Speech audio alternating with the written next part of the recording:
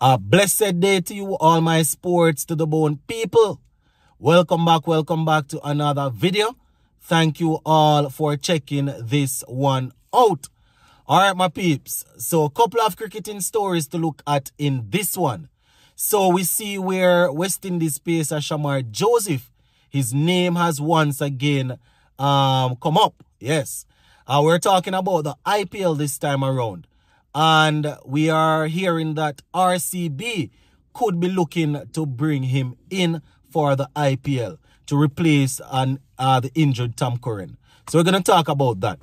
Also, we see where West Indies white ball coach Darren Sammy is saying that he cannot wait to get his hands on Shamar Joseph in the white ball setup. So we will dive into that also. And we're going to finish up by talking some regional cricket. We see where Shane Dorich was selected by Barbados to be a part of their squad. And we're going to talk about it because we remember Darren Sammy and a couple of people from CWI saying that the goal is to get the regional teams playing or putting out players that are on the path to being selected, or that can fill a role in West Indies senior team. So we're going to talk about it. You can stick around for that one. You're probably going to want to be in the comment section also, because you're going to hear how much I am fighting against a player from a next team to get in somebody from Jamaica. But you know it go. We're going to talk about it. All right, so first things first, my people. Let's talk about the IPL, the Indian Premier League, the biggest T20 league in the world, the league that everybody is trying to get a contract in. Now, Shamar Joseph, my people, the recently discovered superstar. His name has been on everybody's lips. Don't want to seem as if we're milking the Shamar Joseph story, but so the information come out is so we have to give it. Right? And based on Sportsmax here, his name has been mentioned down there in India, because the Royal Challengers Bangalore, they secured Tom Curran, but he's actually injured, right? He got injured playing in the Big Bash League. He had to withdraw from the Desert Vipers team, which is currently going on in the ILT 20. So he's unable to take part in that. Right? And also the Pakistan Super League, right? So he's out injured, my people. Now, one name based on reports is Shamar Joseph. The Royal Challengers Bangalore, they are looking to bring in a pacer, and Shamar Joseph, who would have, you can say that, boy, he would have really impressed on debut against Australia, and then in the second test match, he went ahead and took 7 wickets. So quite a few people are looking. You understand the fact that they would have lost on RCB, that they would have lost a pacer. They are probably looking to, they are officially looking to bring somebody in. And Shamar Joseph, his name is being mentioned right now. So, he just picked up a contract in the PSL. Well, he picked up one in the ILT 20, but had to sit that out because of injury. He's expected to do some work in the PSL, and now we are hearing that his name is being mentioned. Nothing has been confirmed as yet in terms of him saying yes. So this is not me saying that he's going to be in the IPL. This is just me saying that there's news coming out of India that he could be signed by RCB and thing. Now, the West Indies white ball coach, my viewers and subscribers, Darren Sammy, is looking forward to having Shamar Joseph in the white ball team. Sammy went ahead to say that, listen, he is going to be an all-format player. And I mean, if you're watching West Indies cricket and you see a man like this come through, you're expecting him to eventually be a all-format player. Quite a few people, they are saying, listen, let him play a lot of red ball cricket, learn, develop his skill, develop his different bowling, the different deliveries that he want to work on and all of that. While you have another group saying, listen, this man is fit and strong. let him play, let him go out and play some T20 cricket, because that is where how he's also gonna earn for his earn and support his family. So it's really busy. It's a busy time now, my viewers and subscribers, where Shamar Joseph is concerned. And I am taking this one from the Sportsmax website here. Darren Sammy, my viewers and subscribers, is saying that he can't wait to get his hand on Shamar Joseph. You know, so let me just give you what Darren Sammy is saying here, my people, taking it from Sportsmax. And I quote, "He will definitely be an all-format player.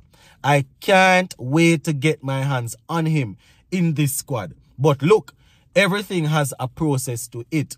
That's the way myself and the chairman of selectors operate." Right? He said what's done, he's created a really good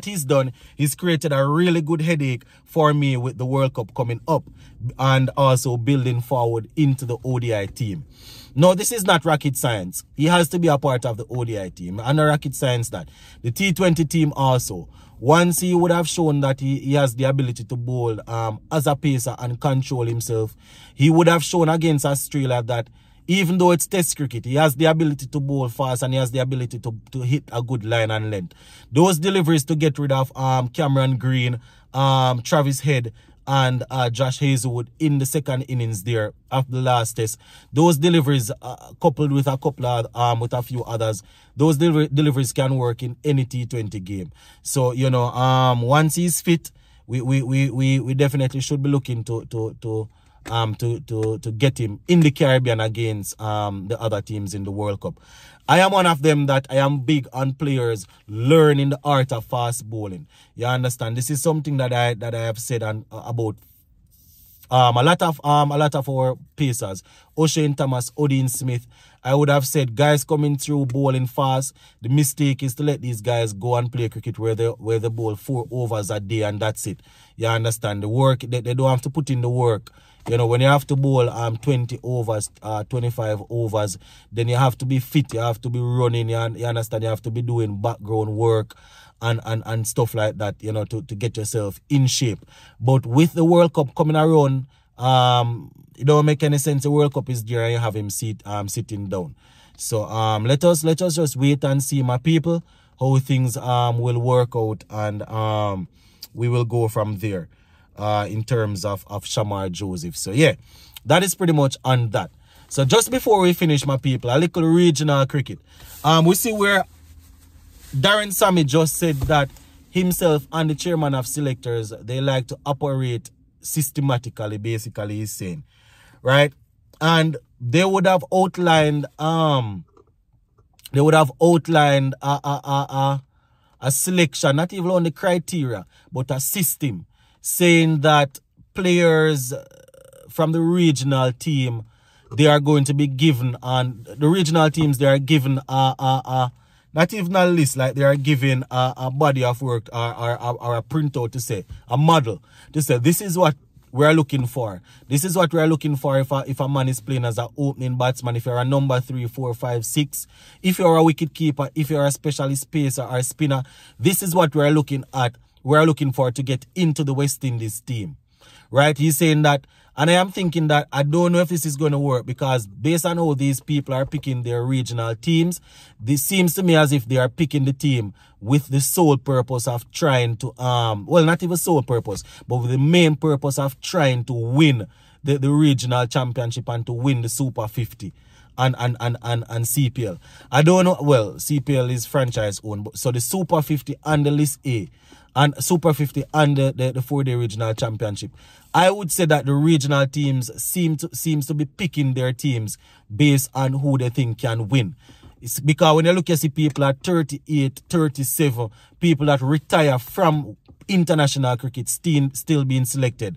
I'm not saying that a man shouldn't get an opportunity to earn in and to represent his country, but I'm just putting it forward to you that CWI need to revisit this model. They need to make sure that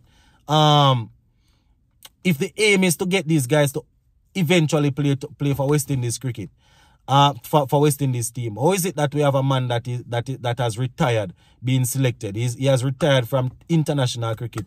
He's been selected to play for Barbados. And I couldn't care less who think that I want him not to. I don't want him to play because I want somebody from my country to get the spot. I couldn't care less if people are actually thinking them sort of stupidness. Shane Dorich has the highest average in the West Indies as a wicketkeeper batsman, averaging 29. So I have always said that, you know, if he's fit and he's performing, he should get a look in. But the fact that he has retired, and we just want clarity. We want clarity.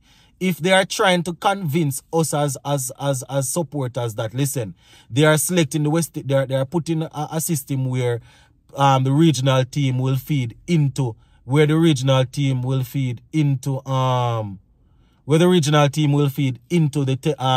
international team, then they have to show us that we can believe them. You understand? They need to show us that the regional teams are actually working with the platform that they set out. Because people are going to question, how is it that you have a man that is retired, say that he's done with test cricket, with international cricket, still being selected in a team that is playing, that players are playing to get into the... I don't know, my people, if I'm reading into it too much. But I can understand. My head probably is tough, but I can understand. The head of CWI said, listen, this is what we are doing. The players from the regional team are all working to get into this team. Don't matter who they are. They are working to get into the team. So if a man is 40 or 45 and he's doing the job and he hasn't decided to and he's still playing, he hasn't retired. A man is 40 and he's still playing to get into the West Indies team, then he's still playing. But if a man is retired, I can understand. Somebody let me understand. This is probably the Jamaican bias coming out because I want a wicketkeeper from Jamaica to get it. So somebody let me know. We're going to leave this one right here for now until later on. Big up on yourself.